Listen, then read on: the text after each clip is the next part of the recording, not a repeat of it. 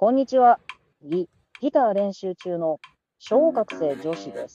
トイ・ストーリー5見てきました。面白かったです。SNS とか、本当の友達とか、かくれんぼ中に忘れられるとか、自分、関わることがたくさんあって勉強になりました。